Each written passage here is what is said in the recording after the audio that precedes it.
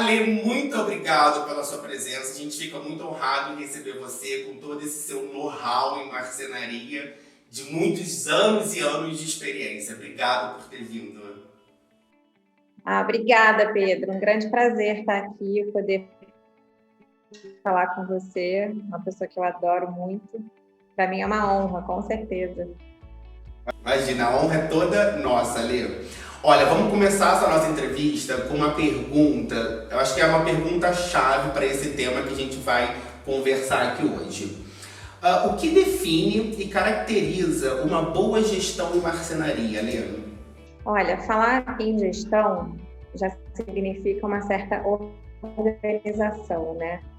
E marcenaria, ela tem um paradigma muito chato, não sei se você já passou por isso, você como arquiteto já deve ter passado por isso, alguns clientes passam por isso. Existe uma coisa, um paradigma muito feio de que marcenaria é problema, marcenaria dá trabalho, marcenaria atrapalha, marcenaria atrasa, marcenaria cara. Então, eu percebi que isso no mercado acontece com muitas outras marcenarias diferentes da que eu já trabalhei, por conta da falta dessa gestão, que significa nada mais, nada menos do que você organizar todo o processo do início ao fim. Então, assim, eu tive a oportunidade de trabalhando na Serpa, né, realmente durante tantos anos, assim como a Ornari, são empresas de excelência que fazem essa transição e esse processo de uma forma muito suave. Então, isso significa, dentro da própria marcenaria, você ter as preocupações do processo e alguns protocolos entre esses processos, desde o orçamento, inclusive já na elaboração do orçamento, até a entrega final, né? Eu entendo que realmente o processo ele deveria ser mais curtido, porque a gente está criando peças exclusivas, a gente faz protótipos, a gente trabalha com a criatividade do arquiteto. Eu me apaixonei justamente por isso, porque a marcenaria é a plástica, né? A parte artística em que o arquiteto consegue dar a identidade dele dentro do projeto. Então, é muito chato e assim, extremamente até assim, bem chato com os marceneiros, que eles têm muita vontade e eles têm muita capacidade, mas o que falta entre eles realmente é a comunicação. Então, eu entendi que a gestão da marcenaria, que significa implantar certos processos do início ao fim, fazem com que esse projeto seja mais suave, que ele seja concretizado com alegria, né? Que durante o processo todo seja feito satisfatório, tanto na relação do preço, que é muito importante, quanto a relação do prazo, que é outra coisa também que é muito importante, o cumprimento do prazo dentro do preço estipulado. Inclusive, o prazo é um dos grandes definidores na hora do cliente final fechar a marcenaria, né? As pessoas hoje querem muito tudo para ontem. E falando em relação a isso que você falou, quais as dicas que você pode nos falar para a gente ter um bom relacionamento do início ao fim? Olha, de início, quando você conhece uma pessoa, né, você tá, assim, você não tem muita referência da pessoa, você busca as pessoas que conhecem aquela pessoa, né? Então, você está conhecendo alguém por alguma indicação. Na marcenaria acontece muito isso. Alguém que já teve uma experiência, alguém que já passou por aquele processo com aquela marcenaria, te pede uma indicação, te pede uma opinião, o que você acha, etc. Só que isso é bem relativo também, porque cada projeto é único e cada arquiteto tem uma forma diferente de pensar. Então, algumas marcenarias se dão super bem com alguns arquitetos e outras marcenarias nem tanto. Para alguns, aquela marcenaria é incrível e outras marcenarias, para aquele arquiteto, não é.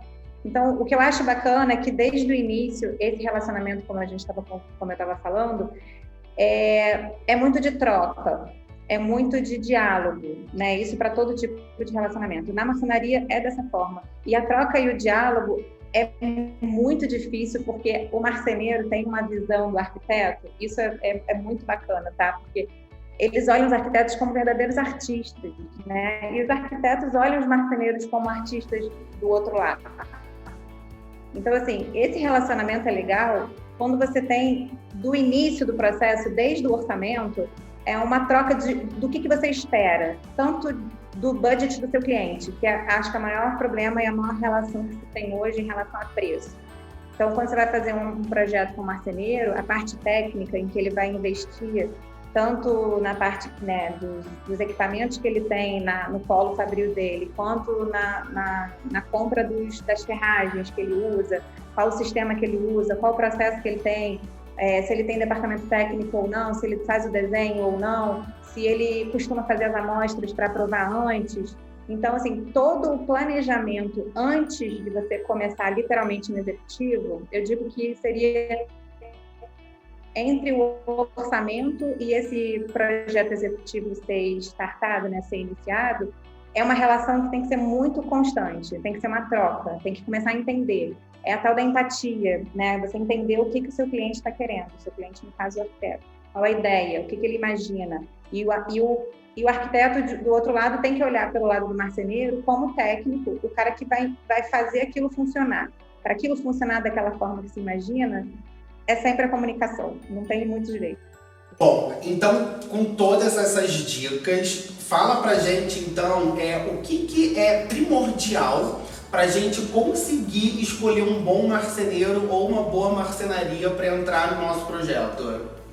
Olha, um bom marceneiro é um cara que te ouve, é um cara que tem paciência realmente de poder entender o que você está imaginando, né, na sua criação. Esse diálogo é muito importante.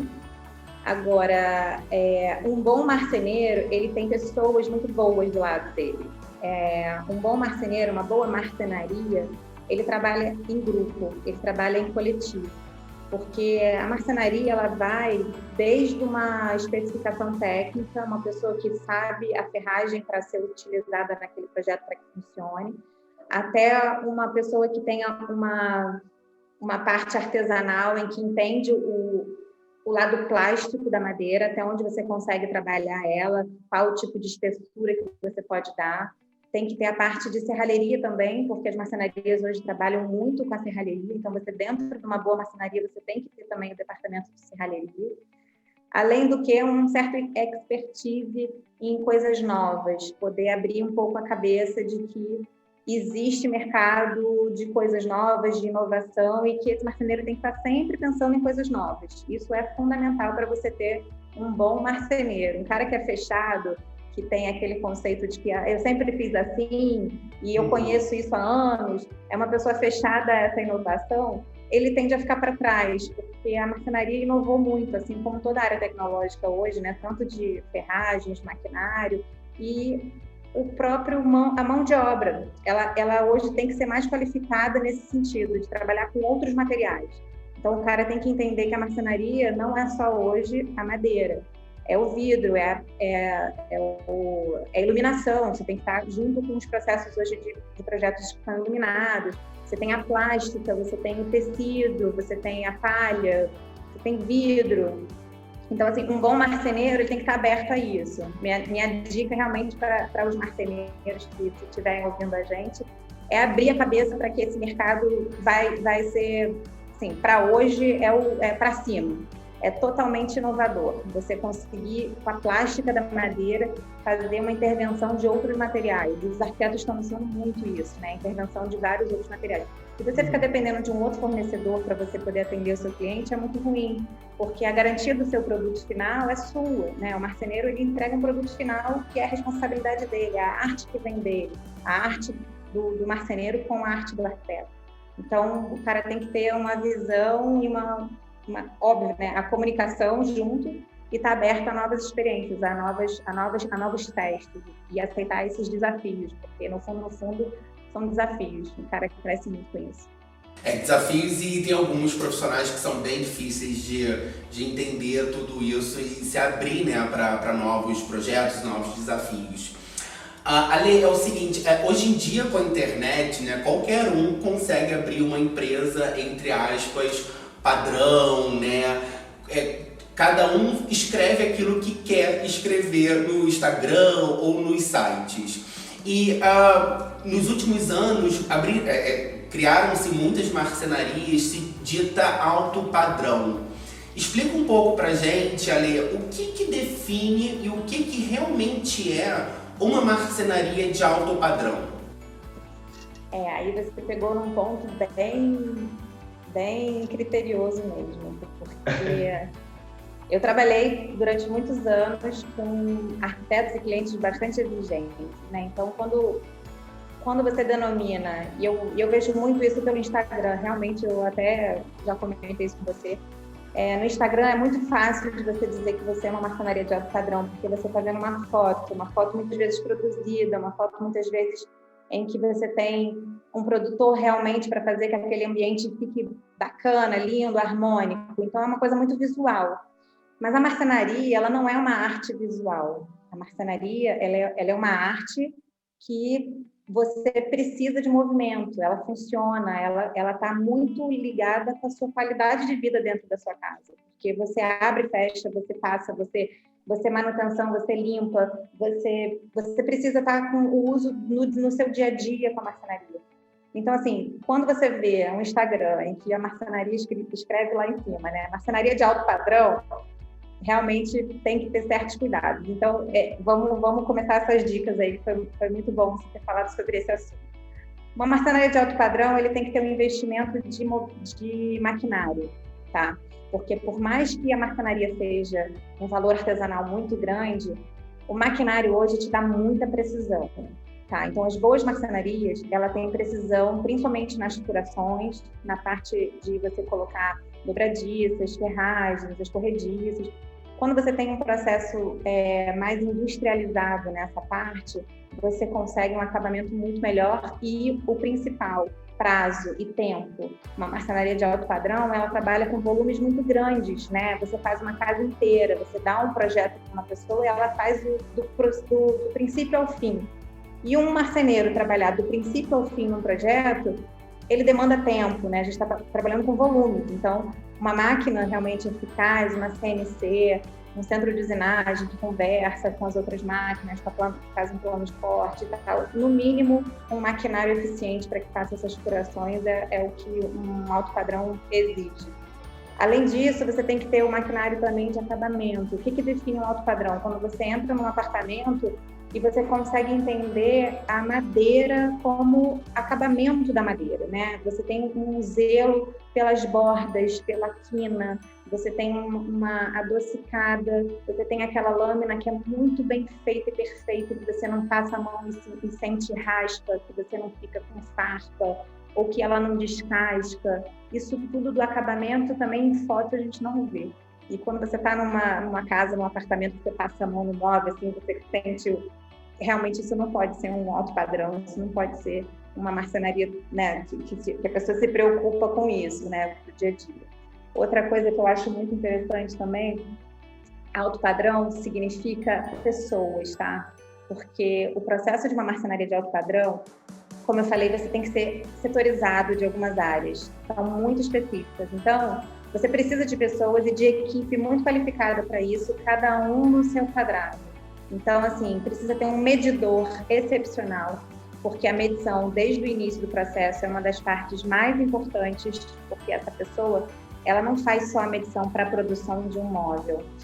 A marcenaria de alto padrão, ele tem que trabalhar em conjunto com toda a obra, né? Quando você entra numa casa em que está fazendo reforma, em que você está fazendo uma obra, você tem interferências de outros projetos complementares. Você tem interferência do ar-condicionado, você tem interferência do projeto de iluminação, você tem que entender que o rodapé daquele apartamento é um rodapé invertido, e você vai ter uma linha de sombra, você tem uma tabica que sobe no gesso, e aí você tem um painel que vai até lá em cima. Então, assim, essa visão, às vezes no projeto, não está totalmente escrita e detalhada. Então, um medidor é uma das peças fundamentais de uma marcenaria de alto padrão, que quando esse cara vai na obra e faz essa medição, ele é um interlocutor entre o que está todo cinza e o 3D do arquiteto, quando ele apresenta, né? Que você consegue visualizar qual a ideia final que o arquiteto quer, e o medidor consegue passar isso antes de você começar a fazer o projeto executivo na fábrica. Além disso, tem a parte de departamento, porque o medidor sai da obra, pega todo aquele conceito que ele identificou no lugar e leva para um departamento técnico para poder fazer uma avaliação mais precisa antes de começar a produzir. Então, assim, numa marcenaria de alto padrão, o planejamento estratégico é muito mais alto e muito mais demorado do que a execução em si. Porque quando você tem todo esse planejamento, a execução por maquinário se torna uma coisa mais fácil, mais leve, no caso, né? Já foi tudo planejado.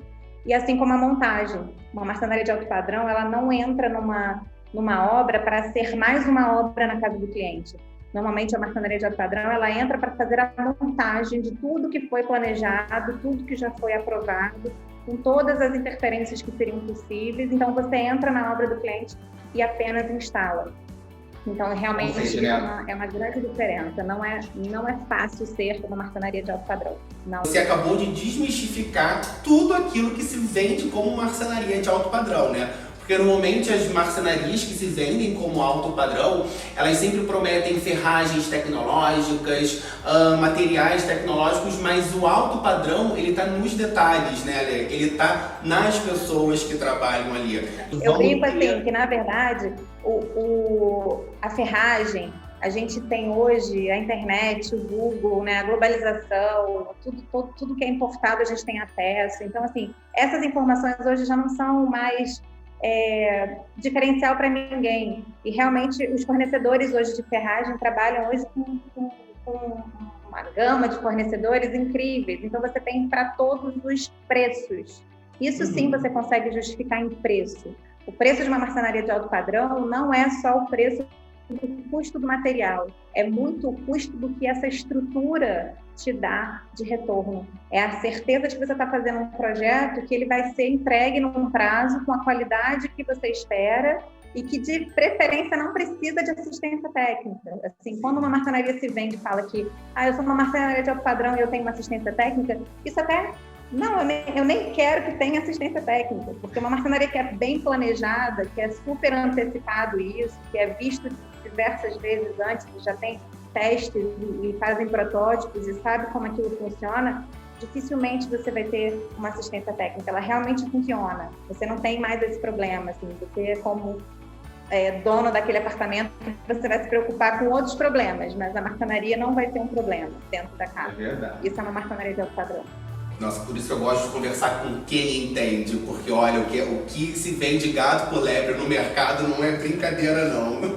Bom, falamos de marcenaria de alto padrão, agora vamos para o outro extremo, Ale. Dá para fazer um bom produto final com baixo custo? Dá. O custo está relacionado ao seu prazo e à sua expectativa. Tá? Isso acho que em qualquer mercado comercial que a gente tenha, o custo está em relação à sua expectativa e principalmente no mercado de arquitetura em relação ao prazo. Tá? Uma coisa que é feita rápida, dentro de um sistema modular, por exemplo, você já tem maquinário, investimento, você tem materiais, a mão, a amostra e maquinários que fazem a coisa funcionar, você consegue reduzir muito o custo, né? Porque você não precisa da mão de obra do marceneiro manual. Agora, quando você entra na marcenaria de alto padrão, esse custo é maior, não pelo produto, mas pela mão de obra. A mão de obra que é mais customizada, ela tem um custo mais elevado. Então, nada mais é do que você alinhar suas expectativas. Se você quer uma obra com custo mais baixo, você acaba optando por uma marcenaria que seja mais modular. O que eu quero dizer com modular? Trabalha com materiais que já estão acabados, por exemplo, os MDFs, que tem lâmina de madeira, que tem já as próprias lâminas pré-compostas também já te dão um resultado satisfatório, de que é madeira, mas não é madeira natural. Mas você consegue fazer acabamentos bacanas, você consegue dar um efeito visual legal. É a tua expectativa, né? E a relação do tempo às vezes, uma marcenaria que não tem uma estrutura muito grande, não vai te dar esse apoio, como eu estou falando de planejamento, para que te atenda dentro de um prazo, de um preço. Você tem estruturas menores de marceneiros que têm um custo bacana, mas o cara vai demorar muito para entregar a sua obra. Ele vai ter um prazo maior, porque ele não tem investimento de maquinário, ele ainda é a mesma pessoa que faz, a mesma pessoa que monta, ele não tem uma estrutura de uma pessoa que faz a medição, é ele mesmo que faz a medição. Então, assim, essa balança, eu analiso muito isso também. Eu tenho opções hoje no mercado que podem atender a um custo mais baixo, com qualidade, e tem as marcenarias que têm um custo mais alto e que tem uma qualidade, um processo independente. Então, assim, essa relação está muito em função da expectativa do cliente. Então, nada mais nada menos que, como eu falei desde o início, para se ter uma boa relação com a marcenaria, é a comunicação. É você realmente, de fato, dizer para o marceneiro qual é a sua expectativa. E o marceneiro dizer para você qual é a expectativa dele. Nada mais do que falar a verdade, porque essas coisas de comercialmente, você achar que alguém está querendo passar você para frente, aí financeiramente o cara vai cobrar mais caro e, na verdade, ele podia ser mais barato.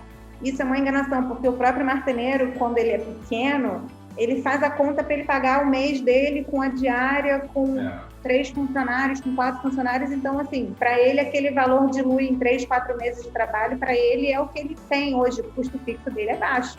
Então, ele consegue ser um cara mais barato. E pode fazer uma coisa de qualidade, pode. E como é que a gente consegue entender esse custo ali? Por exemplo, como que a gente compara os orçamentos e a concorrência de uma marcenaria? Porque você falou pra gente que tem, né? A gente consegue ter uma boa qualidade com um preço mais baixo, com um marceneiro que não cobra tanto como as grandes empresas. Mas como que a gente entende isso? Qual é a comparação? Explica um pouco pra gente. Normalmente as chapas de MDF, que são hoje chamadas de melamina, né, que são os MDFs que já são revestidos, eles têm um custo mais baixo para produzir um móvel, porque ele já vem com uma etapa da marcenaria concluída, que seria fazer o revestimento de um MDF, né? Então, quando você faz a madeira, ou você usa madeira maciça mesmo, que isso sim é bem mais caro, mas dependendo do uso, é necessário que seja maciço por causa de luz, sol, temperatura, enfim, área externa, banheiro, né? Você tem os MDFs que vocês podem comprar revestidos e eles têm um custo mais baixo.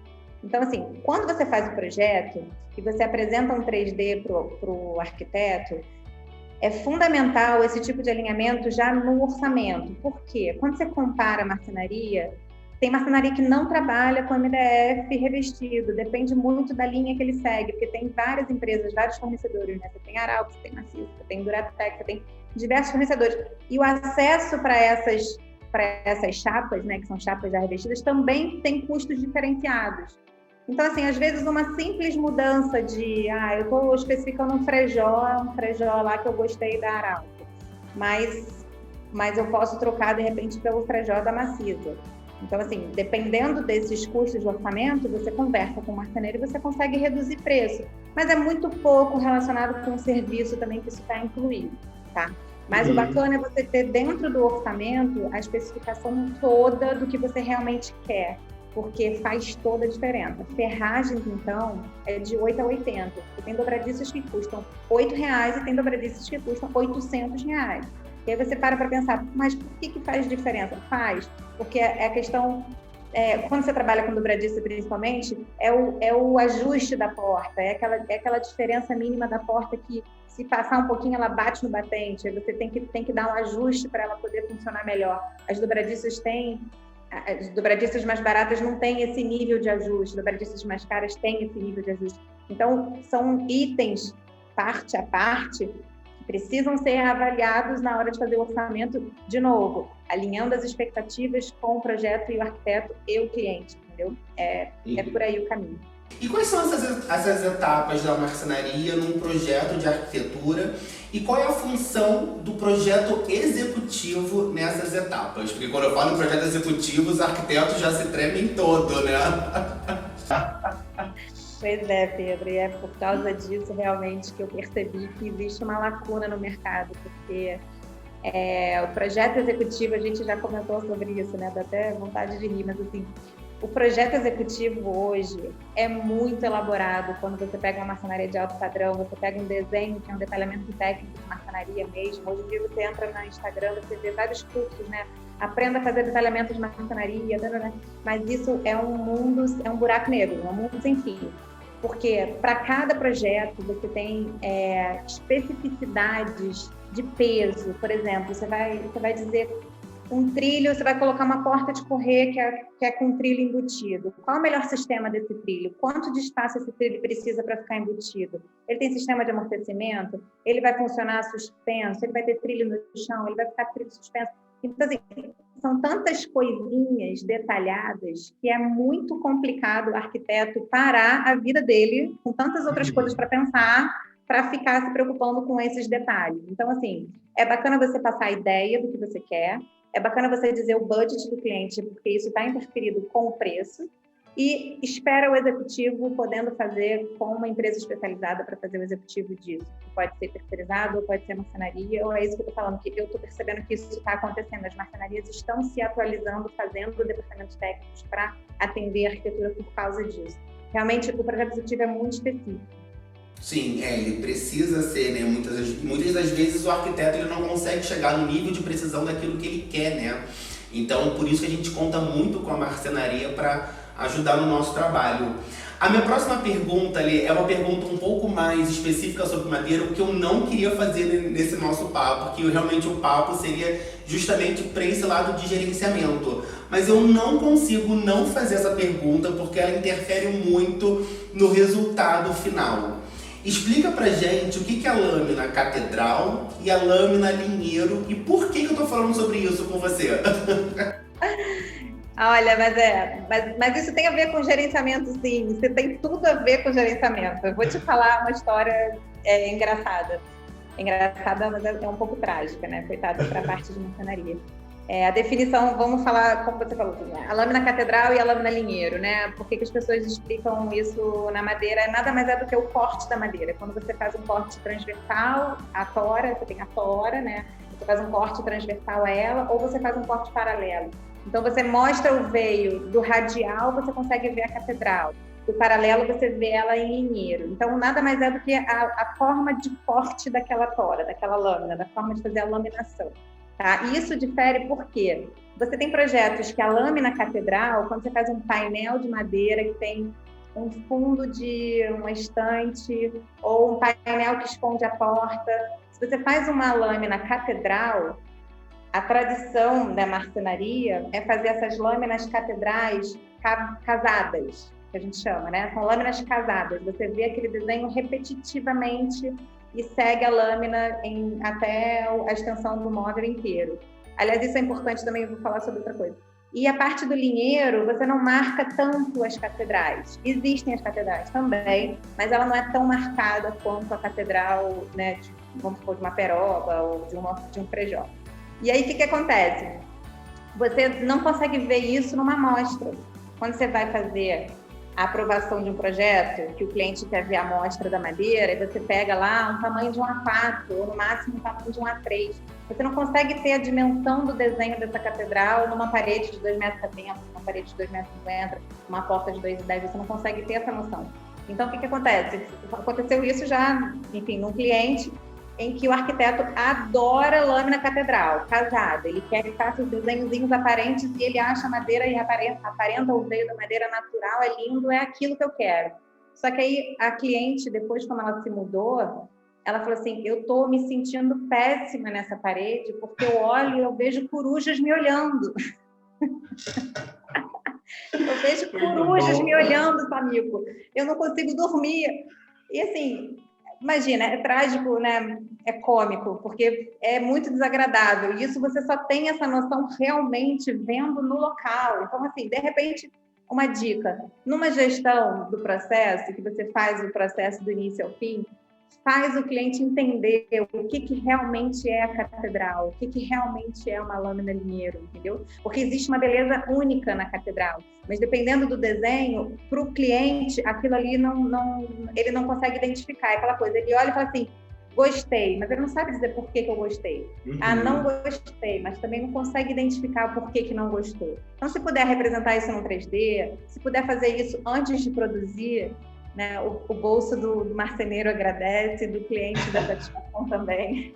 Então, isso tem a ver, sim, com gestão, porque durante o processo, essas aprovações são idas e vindas antes de executar. É importante fazer esse tipo de avaliação com o cliente.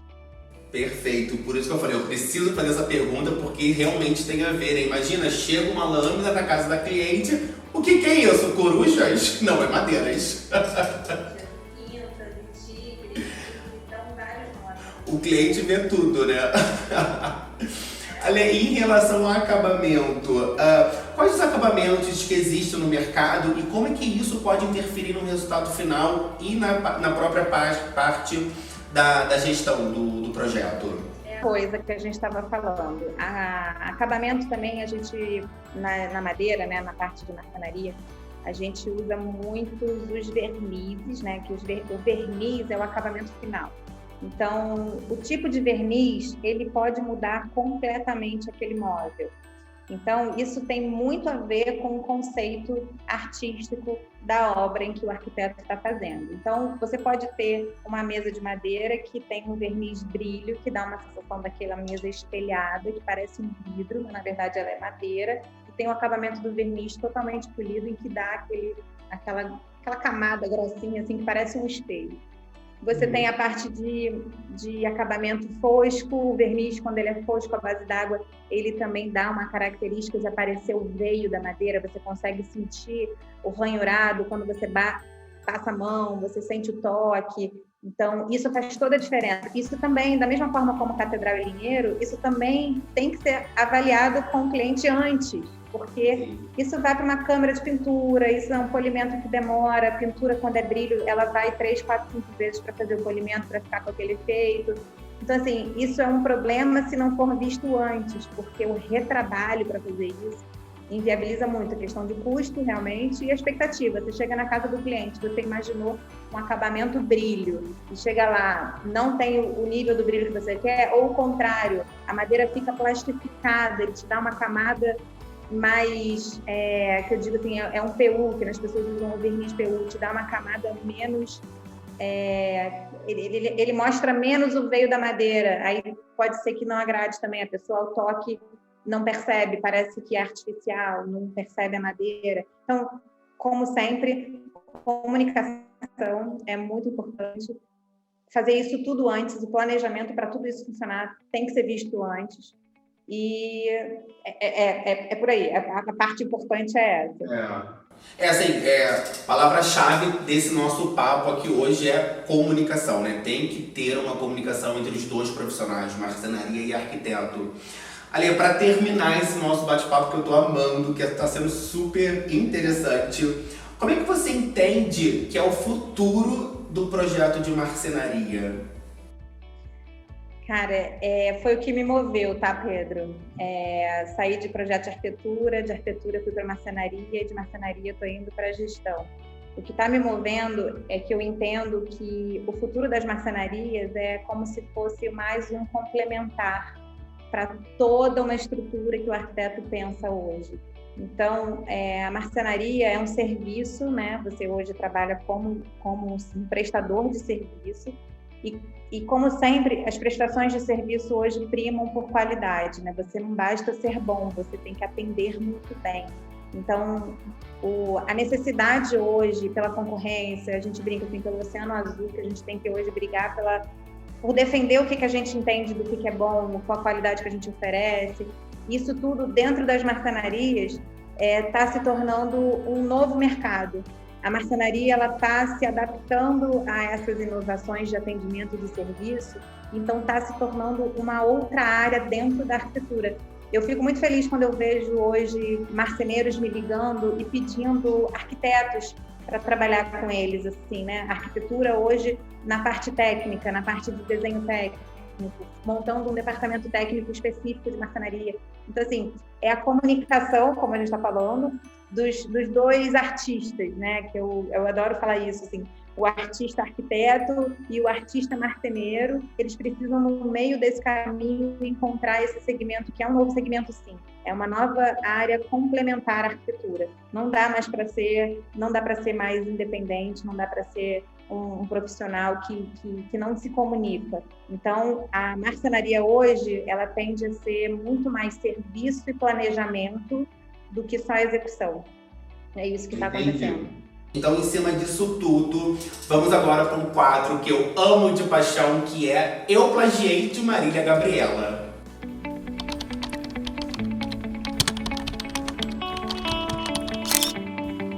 Um arquiteto ou uma arquiteta? Tadao. E uma obra de arquitetura? Casa Koshiro, do Tadao. Um artista plástico? Atualmente eu estou adorando as obras do René Machado. E como artista de mobiliário, eu adoro o Aristeu Pires. Uma planta?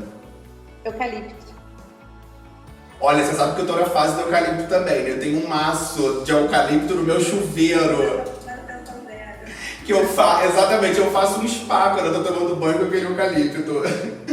Um móvel de design. Ai, poltrona pitu, do Aristeu. Um objeto de decoração.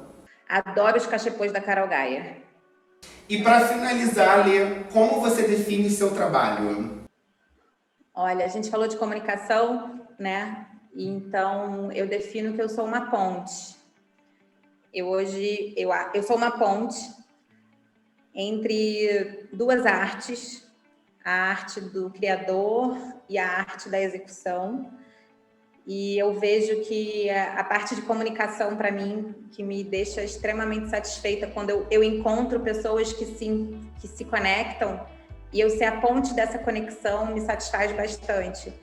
Então, assim, eu adoro trabalhar com pessoas. Quanto mais pessoas eu puder trabalhar, é melhor. Quanto mais coisas a gente puder fazer juntos, para mim, isso é um coletivo muito saudável. Marcenaria são coletivos muito saudáveis. Os marceneiros são parceiros, os marceneiros são pessoas que se ajudam muito. Então, eu estar no meio disso hoje é uma satisfação muito incrível. Então, assim, o meu trabalho hoje é ser a ponte. Eu sou a ponte entre o arquiteto e o marceneiro. Muito legal. Olha, até que enfim que tiveram essa ideia, que você teve essa ideia, porque, olha, nós arquitetos agradecemos demais essa ponte, porque às vezes a comunicação é bem complicada. Bom, Ale, eu amei o nosso papo. É um assunto que a gente precisa falar, né? Que é em relação à gestão de marcenaria, um assunto quase nunca falado. E é legal trazer à luz, né, todos esses problemas e como que a gente pode resolver com uma boa gestão de marcenaria. Muito obrigado, eu amei. Obrigada a você, foi um prazer enorme e realmente eu espero contribuir. Que eu sou apaixonada por marcenaria, eu sou apaixonada por arquitetura, assim como acho que muitas das pessoas que estão vendo a gente falar, né? É uma arte maravilhosa e a gente tem que valorizar, assim, essa mão de obra que é única, né? O marceneiro, para mim, é um dom. Marceneiro não tem escola, marceneiro é tradição, é um dom. Eu sou apaixonada. E é isso, se vocês gostaram, curtem esse vídeo, compartilhem com quem você gosta, se inscreva no canal, que isso é muito importante pra gente. Vamos ficando por aqui e até a próxima terça com mais um Conexão Terças aqui pro Conexão Decor. Tchau!